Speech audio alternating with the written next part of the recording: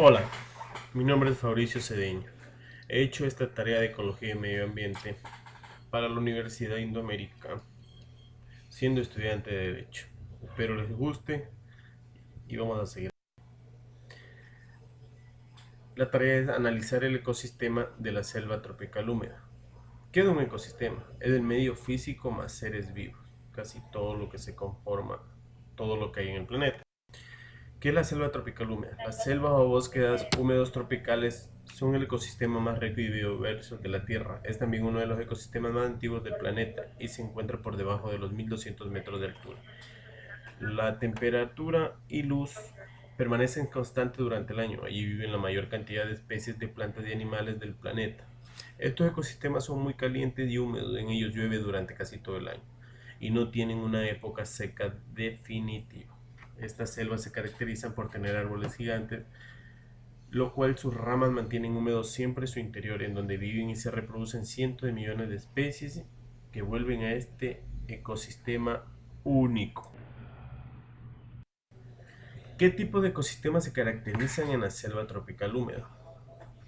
Ecosistema de agua dulce. Los lagos y los ríos también se basan en el agua, pero son ecosistemas muy distintos a los de los mares y océanos. A su vez, hay diferentes subtipos de ecosistemas de agua dulce, los sistemas lénticos, los lóticos y los humedales. Los primeros están compuestos por lagos y estanques y en ellos el agua se mueve muy lentamente. Los segundos, en cambio, están formados por ríos en los que el agua se desliza con rapidez a causa de la gravedad y el relieve del paisaje. En los humedales los elementos del ecosistema están saturados de agua. En esta clase de ecosistemas predominan tipos de vertebrados de tamaño medio o pequeño, dado que no hay mucho espacio en él que desarrollarse. Ecosistema montañoso. Los relieves muy pronunciados forman montañas y altiplanos, cuya verticalidad forman otra clase de ecosistema, a causa de las condiciones climáticas y atmosféricas características de estas áreas. En esta zona la vida animal suele ser muy notoria en zonas bajas y medias, aunque no en los picos escarpados, aunque por la diversidad de aves suelen encontrarse variedad de especies. Ecosistema forestal. Este tipo de ecosistema se caracteriza por la densidad de árboles o de flora en general.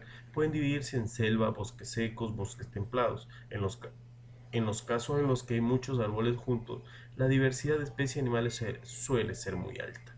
Hay que tener en cuenta, sin embargo, que la altura juega un papel importante en la presencia de flora. En muchos lugares, por encima de los 2500 metros sobre el nivel del mar, no crecen árboles.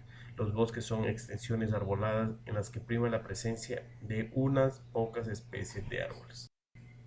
Ecosistema artificial. El ecosistema artificial es aquel en que la acción del ser humano ha creado espacios radicalmente distintos a los que existía hace unos pocos milenios.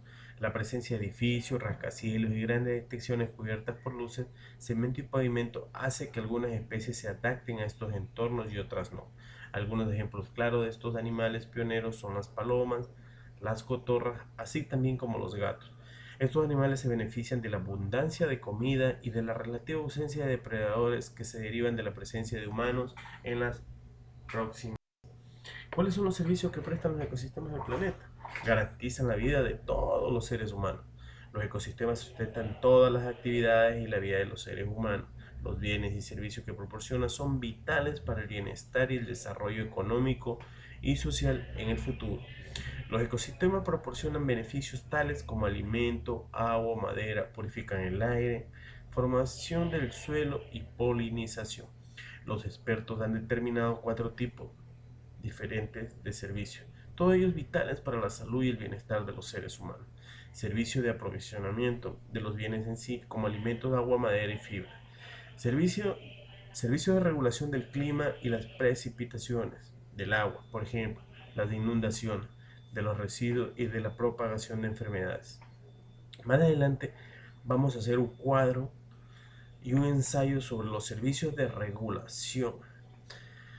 Adicional a este tenemos otro servicio, servicios culturales que proporcionan la belleza, inspiración y los valores recreativos que contribuyen a nuestro bienestar espiritual. Servicios esenciales como la formación del suelo, la fotosíntesis y el ciclo de nutrientes que son el sustento, el crecimiento y la producción. Es posible que aún no se hayan identificado algunos servicios importantes y por esta razón debemos aplicar un enfoque de cautela a la preservación de nuestro capital humano. ¿Cuáles son los problemas ambientales? La principal problemática ambiental se resume en una sola palabra: el hombre. Las actividades humanas están destrozando la biodiversidad y alterando la capacidad de los ecosistemas sanos de suministrar esta amplia gama de bienes y servicios. Las sociedades de épocas pasadas no solían tener en cuenta la importancia de los ecosistemas. Los consideraban con frecuencia propiedad pública y por tanto los infravaloraban. El hombre, por Dios, hay que hacer conciencia de qué funciona y qué podemos perder si el ecosistema se daña. Según los científicos, si la población mundial aumenta hasta los 8.000 millones de habitantes de aquí al 2030, la escasez de alimento, agua y energía puede ser muy grave. Si los ecosistemas naturales dejan de prestar sus servicios, las alternativas serán costosas. Invertir en nuestro capital natural supondrá un ahorro a largo plazo, además de ser importante para nuestro bienestar y supervivencia. Necesitamos ahorrar, invertir y cuidar nuestro capital natural. Muy importante, hay que tomar en cuenta esto. Políticos y ciudadanos tenemos que ser más conscientes del valor económico de los bienes y servicios ecosistémicos. Si no actuamos ahora para detener esta pérdida, la humanidad pagará un precio muy alto en el futuro. Por culpa de la actividad humana, hay muchos ecosistemas en peligro. Por eso es muy importante que nos concienciemos de la conservación del ecosistema en el que vivimos. Estudios recientes demuestran que en el 2050 podría haber desaparecido el 11% de las zonas naturales que había en el mundo. En el año 2000. ¿Qué en el año 2000? Tomemos en cuenta que son 50 años nomás. Otro estudio demuestra que casi el 40% de las tierras agrarias existentes pueden pasar a explotarse de forma intensiva. Otro estudio también nos indica que de aquí al 2030 podría desaparecer el 60% de los arrecifes de coral. En Europa está amenazado el 80% de los tipos de hábitats naturales protegidos. Las actividades humanas han multiplicado la extinción de especies por 50.000 en los últimos 100 años. Muy preocupantes estas cifras. Son cifras que he sacado de un estudio de la Unión Europea. ¿Qué recomendaciones podemos dar? Intentar rebajar la cantidad de combustibles y recursos que tu familia y tú utilizas. Limita todo lo que puedas en el consumo y sobre todo los desperdicios. Reciclar sería lo mejor. Utiliza productos llamados amigables con el medio ambiente, productos fabricados para ser seguros para el medio ambiente. Intenta no alterar tu entorno. Respeta tu entorno, respétate a ti mismo. Intenta hacer un uso moderado del agua. Porque exista mucha agua no quiere decir que la puedes ocupar todo el tiempo y malgastarla. Utiliza medios de transporte urbano como autobuses o trenes, aunque lo mejor es la bicicleta. El usar medios de transporte que generen humos, que consuman combustible, es dañar el medio ambiente. No solo decir si yo tengo un vehículo, el usar estos también. Con todo esto que he hablado, he hecho un análisis y creo yo que necesitamos conocimientos más exactos para comprender mejor los vínculos existentes entre la biodiversidad, ecosistema y bienestar humano. La propuesta de un mecanismo internacional científico y político tiene por objeto reforzar las evaluaciones científicas independientes y asesorar en los responsables políticos mundiales en materia de biodiversidad y servicios ecosistémicos. Ojo, la cuestión política juega un rol muy importante en este tema. Si nuestros políticos no hacen nada, no pasaría igualmente nada. Bueno, este trabajo espero que les haya gustado. La fuente es un estudio de la Unión Europea del 2010, también una exposición, una presentación de areaciencias.com de biología, ecosistema, y también un trabajo de Arturo Torres de los diferentes hábitats que encontramos en la Tierra. Un compendio, un trabajo recomendado para un estudio muy completo. Seguimos adelante. Ahora, he realizado un ensayo sobre uno de los servicios ecosistémicos que proporciona la selva tropical. Como introducción en este ensayo vamos a referirnos a la importancia de uno de los servicios ecosistémicos, como les explicaba antes, de la selva tropical, como es el servicio de regulación. Analizaremos los bienes, servicios y beneficios que nos presta a la población humana. Adicional, conoceremos las especies que lo habitan para de esta manera entender por qué debemos cuidarlo y protegerlo. El mantenimiento de la calidad del aire y del suelo, el control de las inundaciones y enfermedades o la polinización de cultivos son algunos de los servicios de regulación proporcionados por los ecosistemas. A menudo son invisibles y por consiguiente en la mayoría de los casos se dan por sentados. Cuando se ven dañados, las pérdidas resultantes pueden ser importantes y difíciles de recuperar. La agricultura, la silvicultura y la pesca, etc., resultan afectadas por todos los tipos de servicios ecosistémicos y a su vez influyen en ellos. A continuación, he realizado una tabla. Es muy extensa pero muy importante para el estudio, la cual ayuda a identificar algunas especies que lo habitan, la importancia de estas y sobre todo lo importante que nos interesa a todos, las amenazas que afronta nuestro ecosistema por varios factores que se vienen convirtiendo en fenómenos difíciles de controlar. Sé que mi trabajo es un poquito largo, el video es un poquito largo, pero es como yo puedo aportar el día de hoy para cuidar el ecosistema. Tabla de bienes y servicios y beneficios. Tenemos el clima local y la calidad del aire. Los ecosistemas influyen en el clima local y la calidad del aire. Por ejemplo, los árboles proporcionan sombra, mientras que los bosques influyen en las precipitaciones y en la disponibilidad de agua, tanto a escala local como regional. Los árboles y otras plantas desempeñan asimismo un importante papel en la regulación de la calidad del aire mediante la eliminación de contaminantes de la atmósfera. Los contaminantes atmosféricos tienen efectos sobre los cultivos agrícolas, incluyendo las especies anuales y perennes, ya que por afectar a los procesos internos de las plantas que controlan o alteran el crecimiento y la reproducción, influyendo en este modo en el rendimiento. Los cultivos, al igual que otras plantas, tienen también el potencial de limpiar el aire. Por ejemplo, las hileras de cornífera en los lindes de un campo pueden proteger la cosecha del agricultor del flujo de plaguicidas procedentes de los campos adyacentes. La ganadería puede influir negativamente en la calidad del aire local, especialmente por la emisión de amoníaco, precedente de sistemas ganaderos con elevada densidad animal. Las instalaciones de filtro en los establos pueden contribuir a reducir este impacto. La pesca y la acuicultura resultan directamente afectadas por los cambios de temperatura del agua y del aire, que repercuten en los ciclos de reproducción, los ámbitos espaciales, los riesgos de enfermedades y los hábitats de los peces, como por ejemplo los arrecifes de coral que son sensibles a los cambios de temperatura. Mucho cuidado con los arrecifes de coral. Los árboles urbanos pueden influenciar en la calidad del aire de la siguiente manera, convirtiéndolo en dióxido de carbono en oxígeno a través de la fotosíntesis, interceptando partículas contaminantes de polvo, ceniza, polen y humo, y absorbiendo gases tóxicos como el ozono, el dióxido de azufre y el dióxido de nitrógeno, emitiendo diversos compuestos orgánicos volátiles y contribuyendo así a la formación de ozono en las ciudades, reduciendo también la temperatura local del aire, reduciendo las temperaturas extremas de los edificios tanto en invierno como en verano, y reduciendo por lo tanto las emisiones contaminantes de las instalaciones de generación de energía. La siguiente, secuestro y almacenamiento de carbono. Los ecosistemas regulan el clima mundial. El almacenamiento de gases de efecto invernadero, por ejemplo, cuando los árboles y plantas crecen, eliminan dióxido de carbono de la atmósfera y lo retienen eficazmente en sus tejidos. Históricamente, la conversión del uso de la tierra y el cultivo del suelo han sido una importante fuente de emisión de gases de efecto invernadero a la atmósfera.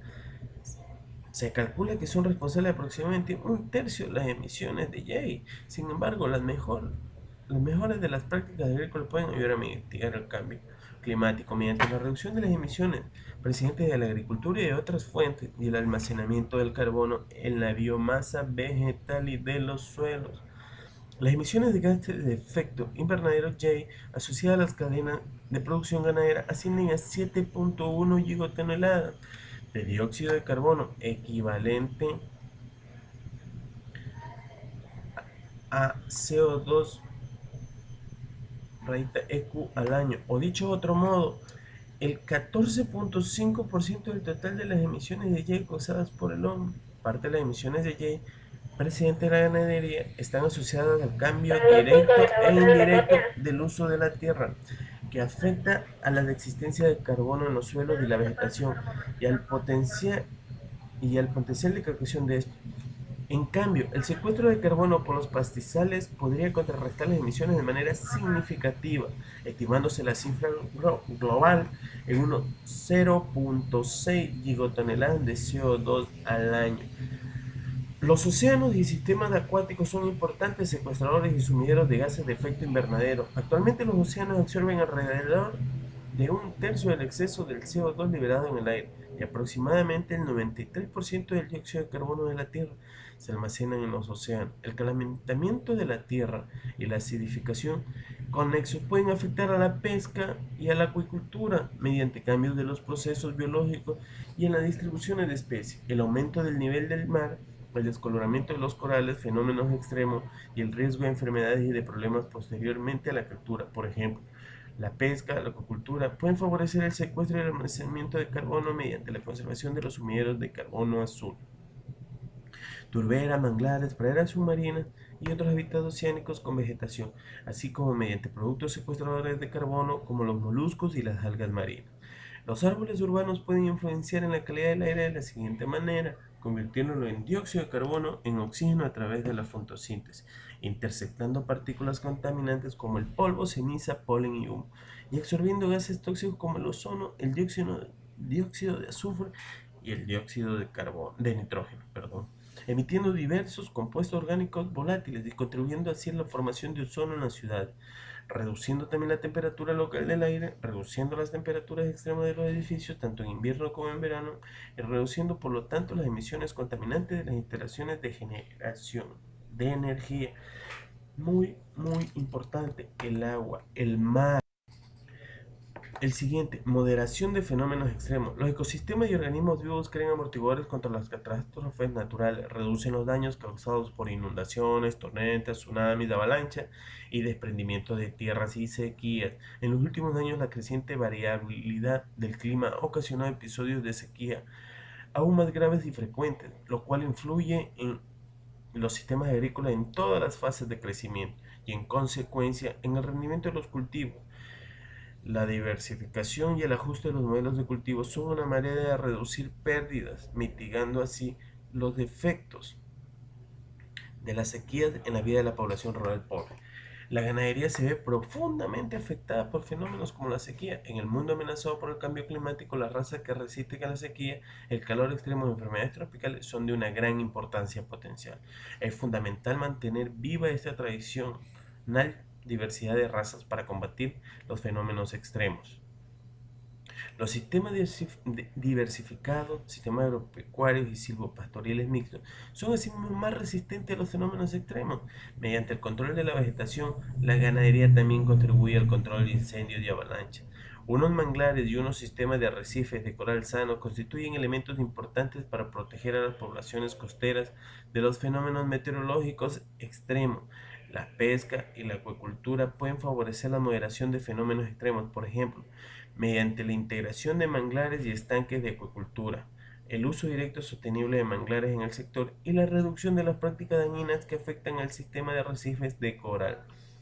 Los fenómenos meteorológicos extremos y las catástrofes naturales representan una amenaza cada vez mayor para los bosques del mundo. Las condiciones de los propios bosques pueden influenciar en fenómenos extremos. Por ejemplo, una buena cubierta forestal y una adecuada gestión de los bosques pueden reducir la incidencia y el alcance de inundaciones, depredamiento de tierras en las zonas circundantes. Sin embargo, el alcance de grandes inundaciones en los tramos inferiores de las principales cuencas fluviales no parece estar relacionado con el grado de cubierta forestal o con las prácticas de gestión de las áreas de captación. De igual modo, los bosques no pueden evitar los desprendimientos o corrimientos de tierra a gran escala provocados por los fenómenos tectónicos o lluvias torrenciales. Mucho a cuidar el ecosistema. Tratamiento de aguas residuales. Algunos ecosistemas como los humedales filtran efluentes, descomponen residuos mediante la actividad biológica de los microorganismos y eliminan agentes patógenos nocivos. Los efluentes agrícolas constituyen una importante fuente de contaminación del agua. Pueden diseñarse sistemas agrícolas para promover el tratamiento de las aguas, residuales mediante humedales o franjas de protección. El trabajo dirigido a reducir estos efluentes puede contribuir a aliviar la presión sobre el ecosistema. Asimismo, pueden diseñarse sistemas agrícolas para reducir la utilización de productos agroquímicos que pueden terminar en escorrentias y masas de agua. La ganadería es un productor de aguas residuales y pueden causar la contaminación del agua. La influencia de la ganadería en la calidad de agua está relacionada con la concentración en el terreno, ya sea de puntos de agua donde los animales se congregan o de contaminación procedente del estiércol y de los fertilizantes para los cultivos forrajeros o de ambos. Pueden adaptarse prácticas de gestión con miras a evitar la contaminación del agua. Muchas especies de peces son esenciales para el buen funcionamiento de los humedales, que constituyen el principal mecanismo natural de tratamiento de aguas residuales. Los peces, los moluscos y otros animales acuáticos, así como los hábitats de los peces, son parte vital del funcionamiento del ecosistema y de procesos que son esenciales para la calidad del agua. La ordenación territorial, la información de una pesca y una acuicultura sostenible pueden minimizar los efectos adversos en estos ecosistemas. Los árboles contribuyen en gran medida al tratamiento de las aguas residuales a través de un sistema radicular y de difusión en el ciclo de los nutrientes. ¿Se recuerdan? Les dije, el agua, muy importante, a cuidar nuestras aguas y nuestras especies de animales. Prevención de la erosión y conservación de la fertilidad del suelo. La cubierta vegetal proviene de la erosión del suelo y garantiza la fertilidad del suelo mediante procesos biológicos naturales como la fijación del nitrógeno. La erosión del suelo es un factor clave en el proceso de degradación de la tierra, pérdida de fertilidad del suelo y de desertificación, y contribuye a reducir la productividad de la pesca en los cursos inferiores de los ríos. Invertir en el proceso de degradación del suelo, el agua y los recursos biológicos es un componente esencial para lograr la seguridad alimentaria y de los medios de vida. Los síntomas de la degradación del suelo son numerosos y comprenden la disminución de la fertilidad, la acidificación, la salinización y la alcalinización. Mucho ojo, el deterioro de la estructura del suelo, una erosión eólica e hídrica acelerada y la pérdida de materia orgánica y biodiversidad. Las repercusiones socioeconómicas resultantes son, entre otras, que la productividad de la mano de obra agrícola y los ingresos generados por la agricultura están cayendo, la migración a las zonas urbanas está aumentando y la pobreza rural se está agravando. Los esfuerzos encaminados a restablecer la productividad de los suelos degradados deben complementarse con otras medidas que afectan a la práctica de aprovechamiento de la tierra, en particular la agricultura de conservación, las buenas prácticas agrícolas y la gestión del riego, así como la gestión integrada de los nutrientes de las plantas. Los excrementos animales pueden constituir una importante fuente de nutrientes y mantener la fertilidad del suelo en los terrenos de pasto y las tierras de cultivo, especialmente en los países en desarrollo. En general, aproximadamente el 15% del nitrógeno proporcionado a los cultivos provienen de estiércol del ganado.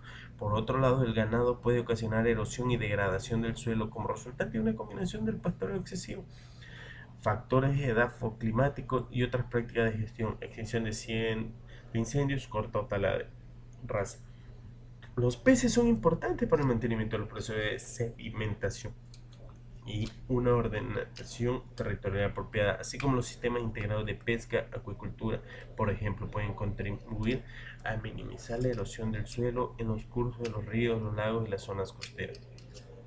Algunos estudios han demostrado que cuanto más se parece un sistema agrícola a un bosque natural en su estructura de cubierta, espaciado de árboles y cubierta vegetal, menos posibilidades hay de erosión del suelo. Durante siglos se han utilizado técnicas agroforestales tradicionales que proporcionan cubierta natural para producir alimentos sin causar daño a largo plazo al medio ambiente.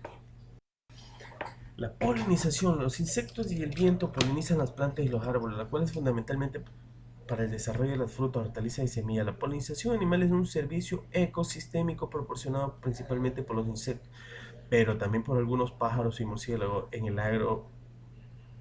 agroecosistema, los polinizadores son vitales para la producción hortícola y de forraje, así como la producción de semillas de numerosos cultivos de raíces y fibra. Algunos polinizadores son las abejas, los pájaros y los murciélagos. Inciden en el 35% de la producción agrícola mundial, elevando la producción alrededor del 75% de los principales cultivos alimentarios de todo el mundo. La seguridad alimentaria, la diversidad de la alimentación, la nutrición humana y los precios de los alimentos dependen fuertemente de los animales polinizadores. Y la polinización animal está sometida a presiones por factores como la destrucción del hábitat y las prácticas agrícolas no sostenibles, tales como la intensificación del uso y el indebido de plaguicidas. Existe un interés renovado en ayudar a la naturaleza a proporcionar servicios de polinización mediante el empleo de las mejores prácticas de gestión agrícola que favorezcan la polinización silvestre, tales como la plantación de setos, el fomento de diversidad vegetal, el empleo del recubrimiento orgánico prudente o reducido de los plaguicidas. Los pastizales son un importante hábitat para los polinizadores cuando son gestionados de manera sostenible, además del fortalecimiento de su diversidad florística. Puede ser enormemente beneficioso para los insectos polinizadores. Algunas plantas de agua dulce importantes, como los nenúfares, necesitan de los polinizadores para reproducirse. Los polinizadores son, por lo tanto, importantes también en los sistemas de agua dulce, contribuyendo al equilibrio del ecosistema y favoreciendo directamente a la pesca. Los bosques naturales son un importante hábitat para los polinizadores, proporcionándoles refugio y alimentos. Si pueden elegir, las aves silvestres prefieren los árboles en vez de campos abiertos para hacer sus colmenas. Cuando en un bosque hay suficientes abejas, se produce una mejor polinización que da lugar a una mejor regeneración de los árboles y una mejor conservación de la biodiversidad del bosque. Cuidemos los polinizadores. Ojo, el equilibrio del ecosistema muy importante. Control biológico de plagas. Actividades de los depredadores y parásitos de los ecosistemas que sirven para controlar las poblaciones de posibles vectores de plagas y enfermedades. La producción agrícola depende no solo de los cultivos, sino también de la biodiversidad asociada de los ecosistemas agrícolas. Las plagas de enfermedades y maleza eliminan la producción de cultivos y a su vez se ven limitadas por la acción de sus enemigos naturales, fundamentalmente artrópodos y microorganismos. El control biológico de plagas a través de un enfoque ecosistémico es una manera de reducir el uso de plaguicidas y potenciar la biodiversidad, asegurando al mismo tiempo la producción. Las enfermedades animales ocasionan grandes pérdidas económicas, tanto para los agricultores particulares como a escala nacional o regional. El parasitismo nematodo gastrointestinal es una de las afecciones más importantes que dificultan la cría de pequeños rumiantes en las regiones tropicales y subtropicales. Es posible el control biológico de los nematodos gastrointestinales de los rumiantes mediante hongos depredadores. Asimismo, las aves de corral se utilizan para el control de garrapatas y otros vectores de enfermedades animales y humanas. La población de peces sirven como un regulador de redes alimentarias y pueden influenciar en la estructura comunitaria de otras especies. Así también regulan las plagas y enfermedades. En Estados Unidos, por ejemplo, se introdujo en 1963 la carpa herbívora, carpa de la hierba, para combatir las malas hierbas acuáticas. No obstante, pueden producirse consecuencias no deseadas, por lo que cuando se utiliza el control biológico de plagas, ya sea mediante la potenciación de una población existente o mediante la introducción de una nueva población, es fundamentalmente comprender bien las interacciones del ecosistema para evitar favorecer a una especie en detrimento de otra y cambiar el equilibrio del ecosistema. Una ordenación de poblaciones y una pesca sostenible pueden favorecer el equilibrio entre las diferentes poblaciones y el mejor uso del control biológico de plagas. En el bosque, cuando es necesario, el control biológico de plagas suele ser el método elegido, ya que el entorno relativamente estable de un bosque permite evitar efectos adversos como la interferencia de plaguicidas o prácticas agrícolas perturbadoras. Los bosques naturales o gestionados de forma sostenible constituyen asimismo una gran reserva de erradicadores naturales de plagas. Mucho ojo cuando se vaya a controlar las plagas. Podemos exagerar y abusar y colaborar para el daño del ecosistema. Hay que ser muy exactos, muy estudiosos en el tema de las plagas. Hay unas plagas que igual ayudan al ecosistema, no todas son malas. Regulación de los flujos de agua. La regulación de los flujos de agua es un servicio clave proporcionado por la cobertura y la configuración del suelo, pero su dinámica es mal comprendida por la mayoría de los encargados de la formulación de políticas y los organizadores dedicados a la ordenación de tierra. La agricultura es un gran consumidor de agua y al mismo tiempo ejerce una importante influencia en la regulación del flujo de agua. La gestión de los terrenos agrícolas puede tanto contribuir a las inundaciones como considerarse un mecanismo de alcance regional para controlar los flujos de agua. Véase, por ejemplo, el estudio de Gang Water Machine. La ganadería es un gran consumidor de agua y al mismo tiempo tiene una importante repercusión En la regulación del flujo de agua, la gestión de los pastizales puede tanto contribuir a las inundaciones como considerarse un mecanismo de alcance regional para el control de los flujos de agua. Los peces y otras especies acuáticas son sensibles a los cambios en los flujos de agua. Por lo tanto, para el desarrollo sostenible de la pesca y la acuicultura, es imprescindible que se incluya en este sector en los debates sobre la gestión de los flujos de agua. Los bosques influyen en la cantidad de agua disponible y en los ciclos temporales de suministro de agua. La regulación del flujo de caudales ejercida en los bosques es el resultado de procesos que se desarrollan en la cubierta de copa, en la superficie y bajo superficie del suelo. Una combinación de intercesión, transpiración, evaporación, evapotranspiración e infiltración. Por consiguiente, la gestión forestal sostenible es fundamental para regular los flujos de agua. Miren, como ecuatoriano, haciendo el estudio de este ecosistema, me di cuenta, era un poco negativo con la política del control del agua en el país. Y al momento, con el estudio de esto, me doy cuenta cuán importante es el agua para el ecosistema, cuánto dañino es dañar el agua para el ecosistema, cuánto dañino es que los animales dañen o que nosotros hagamos que los animales contaminen el agua. No sé cómo, cómo podría extenderse más el comunicado de que para qué sirve la política del agua, la Secretaría del Agua, qué hace nomás, cuál es su alcance, para así todos entender bien este punto, porque para mí es súper importante. Conclusiones. Como conclusión, primero quería hablar algo del cuadro. Haciendo este trabajo me di cuenta que cada cosa está puesto en su lugar para cuidar el medio ambiente, el ecosistema, el planeta, la naturaleza. Todas las que he mencionado tienen un significado distinto, pero todas nos entrelazan. En el cuadro explicamos los animales, qué es lo que realizan los peces, la agricultura, la polinización, en efecto muchas cosas, pero ¿qué es importante? Que todo esto tiene un efecto positivo, que todo esto se compagina para tener un ecosistema muy bueno, que los infiltrados en este ecosistema somos el hombre y lo estamos dañando, somos lo peor que puede haber. Y tenemos que hacer algo rápido, el tiempo pasa. Y como siempre digo, el tiempo pasa y la operación fracasa. El mundo, estamos perdiendo el mundo. Nos estamos sobrepoblando y cada vez necesitamos más recursos del ecosistema. El agua, ¿qué tan importante es el agua? ¿Y cuánto cuidamos del agua? No cuidamos del agua. El agua hoy en día lo tenemos muy a mano. Pero en un futuro, según los estudios que estuvimos viendo, cuando ya vayan todos los recursos agotándose, vamos a darnos cuenta que el agua va a valer más que el petróleo, va a ser un bien más querido que la vida misma, creo yo. Como conclusión de este trabajo, ¿qué estrategias podría sugerir para contribuir en una solución? En el desarrollo del cuadro anterior existen algunas de las soluciones que se pueden aplicar, pero una de las principales se debería aplicar en trabajar en el hombre, con leyes más fuertes, sanciones más drásticas. También una campaña de difusión de las consecuencias del no cuidar nuestro ecosistema, pero una difusión muy seria, responsable y obligatoria.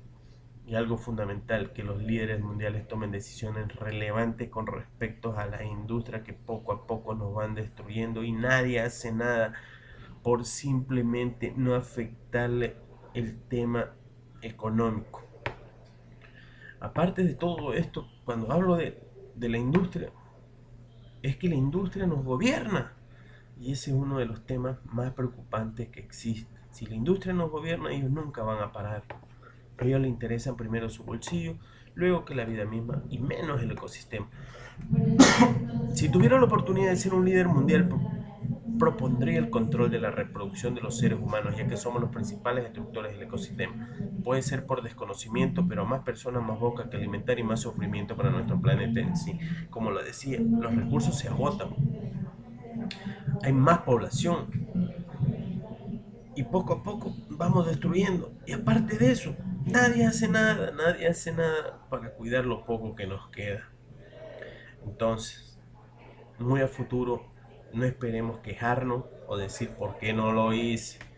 Tengamos mucho cuidado en esto. Este trabajo me enseñó a que estoy haciendo muchas cosas negativas. Estoy aportando demasiado para dañar el ecosistema.